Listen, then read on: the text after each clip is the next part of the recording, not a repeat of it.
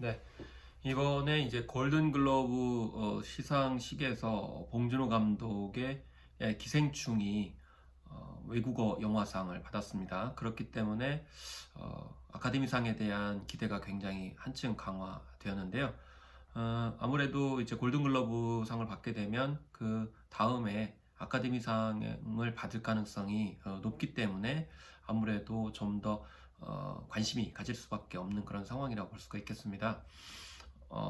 사실 성격은 좀 약간 다르죠. 일단 골든글로버 같은 경우는 외신 기자협회에서 상을 주는 것이고요. 또 아카데미상 같은 경우에는 아카데미 회원들 1000명을 대상으로 순위를 매겨서 수여를 하게 됩니다.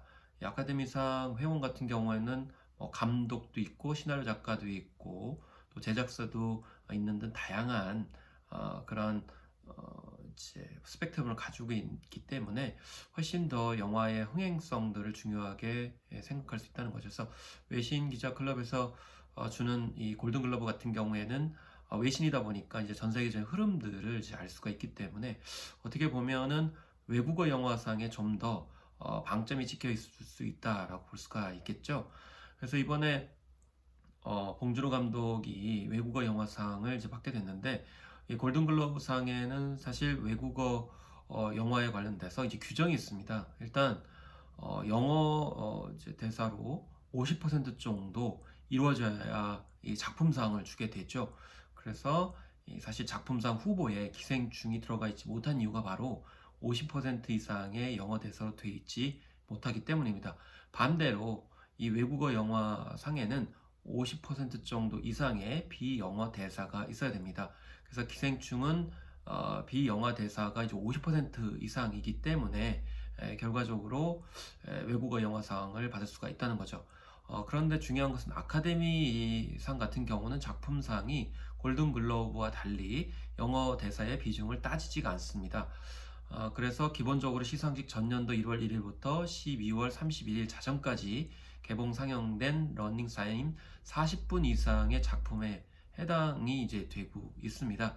그리고 다만 전제 조건이 미국 내에서 상영을 해야 됩니다. 그래서 로스앤젤레스 카운티에 위치한 상업영화관에서 유료 상영 최소 7일 이상, 연속일 상영 최소 매일 3회 이상, 최소 1회 이상, 저녁 6시에서 10시 사이에 상영이 돼야 되는 그런 조건을 가지고 있죠.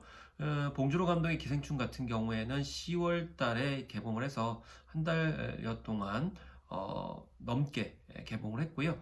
맨 처음에는 세계 상영관, 그 다음엔 33개 스크린, 그리고 400개, 600개 이런 식으로 점차 릴리즈를 해갔고요.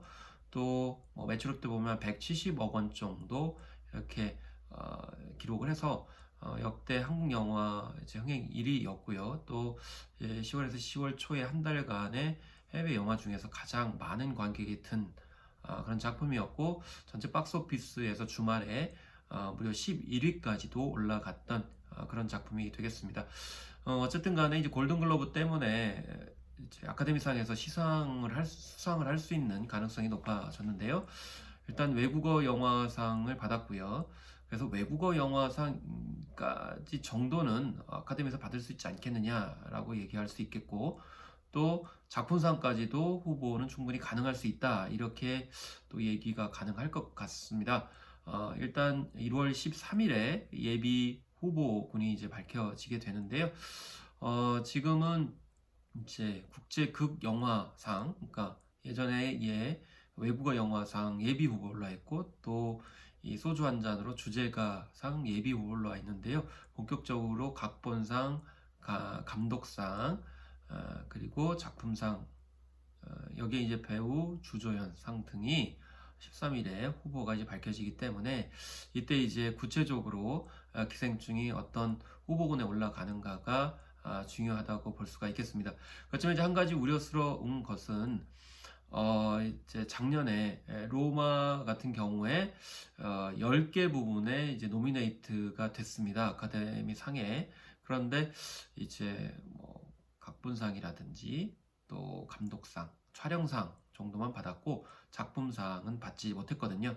근데 이 로마가 멕시코 시티를 배경으로 한 멕시코 영화이고 또 히스패닉이라고 하는 외국어 외국어가 등장하는 작품인데 어떻게 보면은 이제 북미권의 영화라고 볼 수가 있겠죠. 외국어 상임에도 불구하고 그러는데 한편으로 우리나라의 이제 봉준호 감독의 기생충 같은 경우는 제3세계 영화인 측면이 있기 때문에 과연 작품상을 주겠느냐 뭐 이렇게 또 의구심을 갖게 합니다. 어쨌든 간에 중요한 것은 지금 현재 뭐 이제 시카고 영화 비평가 협회라든지 또 전미 뭐 비평가 협회에서 각각 뭐 외국어 영화상 또 작품상 감독상 이런 것을 이제 탔기 때문에 그런 면에서 이 쓴소리쟁이들이 더욱더 인정한 그런 영화이기 때문에 아카데미상도 이 점을 이제 외면할 수는 없을 것이다 이런 생각이 들기도 하는데요. 어쨌든 골든글러브와 아카데미상 같은 경우에는 여기서 후보에 오른 것 자체만으로도 굉장히 중요한 함점을 갖기 때문에 주목을 합니다. 일단 대중성 있는 영화들을 이제 많이 인정을 하기 때문에 그런 면에서 여기서 수상을 하게 되면 훨씬 더 대중성을 갖게 된다라는 것이죠. 그렇기 때문에 세계의 영화 구매 바이어들이 이제 답시하게 되고 훨씬 대중적 흥행력을 갖게 되는 것입니다. 그렇기 때문에 이 칸 국제영화제에서 일종의 어떤 작품성을 인정받았다고 하면 골든블러와 아카데미 상에서는 좀 더 대중성 있는 작품으로서 세계 흥행력이 있다. 그렇기 때문에 좀 더 많은 이제 판매고가 가능하다라는 장점들이 있습니다. 어쨌든 봉준호 감독은 이렇게 작품성과 대중성 두 개의 두 마리 토끼를 잡기 위해서 그동안 뭐 옥자라든지 설국열차를 통해서 충분히 그런 작품성과 대중성의 영향을 가진 그런 감독으로서 자리매김했고요.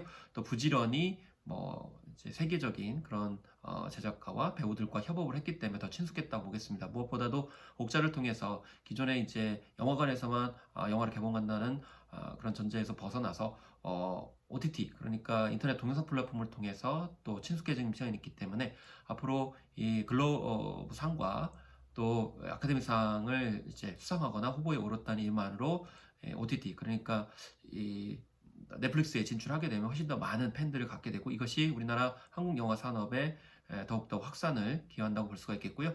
또 앞으로 인터넷에서 동영상 플랫폼이 뭐 애플 TV든 아니면 디즈니에서도 점차 참여를 하고 있기 때문에 이런 이제 대중성과 작품성을 같이 겸비하는 그런 영화, 한국 영화가 많이 올수록 우리 영화 산업도 따라서 견인될 수 있다. 그래서 이 아카데미 상에서 혹여 후보에 오르고 상을 못 받는다 하더라도 실망하지 말고 오히려 우리의 영화 산업들은 인터넷 동영상 플랫폼 아울러서 더 확장될 수 있다는 그런 희망을 준다고 볼 수 있겠습니다.